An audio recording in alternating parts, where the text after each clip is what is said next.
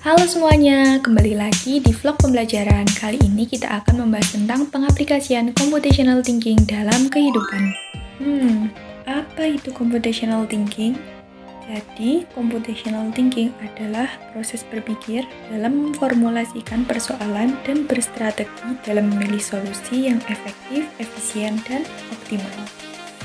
Lalu, apa saja komponen computational thinking?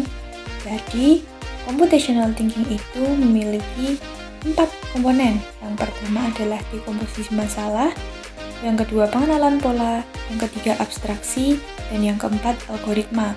Pertama, untuk dekomposisi masalah merupakan kemampuan untuk memecahkan masalah kompleks menjadi bagian-bagian kecil yang lebih sederhana.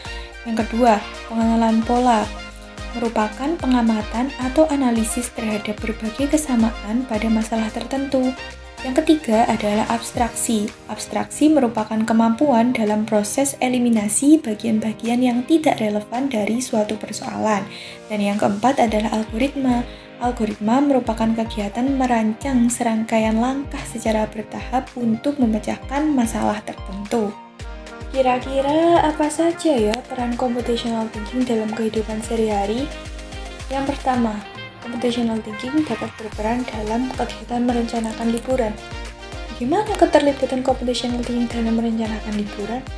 Jadi, jika kita identifikasi atau kita tinjau dari komponen-komponen computational thinking, yang pertama yaitu terkait pengenalan pola. Nah, di sini komponen tersebut berfungsi untuk mengidentifikasi pola dan kesamaan antara pilihan liburan yang berbeda, seperti biaya, iklim, dan aktivitas sehingga liburan lebih efektif.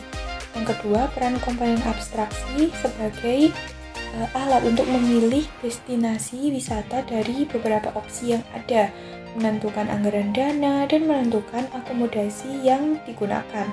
Yang ketiga, komponen algoritma dapat berperan untuk menyusun rundown kegiatan liburan dengan sistematis dan terstruktur. Peran computational thinking dalam kehidupan sehari-hari yang kedua yaitu ketika kita memasak bubur ayam. Kok bisa ya computational thinking berperan dalam proses kita dalam memasak bubur ayam? Nah, mari kita tinjau dari komponen-komponen computational thinking. Yang pertama yaitu komponen dekomposisi. Perannya untuk membagi langkah-langkah dalam penyiapan memasak bubur ayam. Misalnya, menyiapkan bahan dan alatnya, yang mana bahan-bahan tersebut meliputi setengah kilogram beras, air, kaldu ayam secukupnya, dan seperempat daging ayam. Sementara itu, alatnya meliputi tempat nasi dan rice cooker. Komponen yang kedua yaitu pengenalan pola. Di sini membantu untuk memahami proses memasak bubur ayam, mulai memasak air, memasak beras, hingga menyalakan mesin pemasak nasi.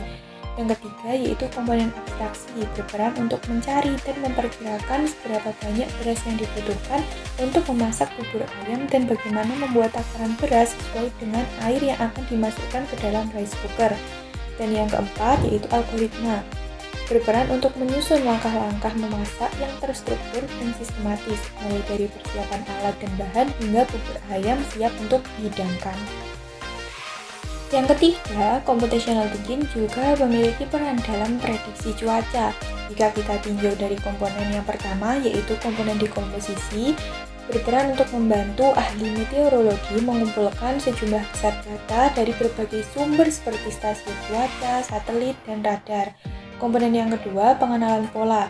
Pada ini, data kemudian dianalisis dan diolah untuk mengidentifikasi pola dan tren yang dapat digunakan untuk membuat prediksi. Yang komponen ketiga, abstraksi, digunakan oleh ahli meteorologi menghilangkan atau mengeliminasi data yang tidak relevan dalam penyusunan prediksi cuaca. Dan yang keempat yaitu komponen algoritma, berperan sebagai pembuatan model matematika dan algoritma yang dapat diterapkan untuk menghasilkan kondisi cuaca saat ini dan prediksi cuaca selanjutnya. Jadi, menarik bukan untuk mempelajari computational thinking? Hal itu karena computational thinking memiliki banyak peran dalam kehidupan kita. Oke, cukup sekian vlog pembelajaran kali ini. Terima kasih sudah menonton, semoga bermanfaat.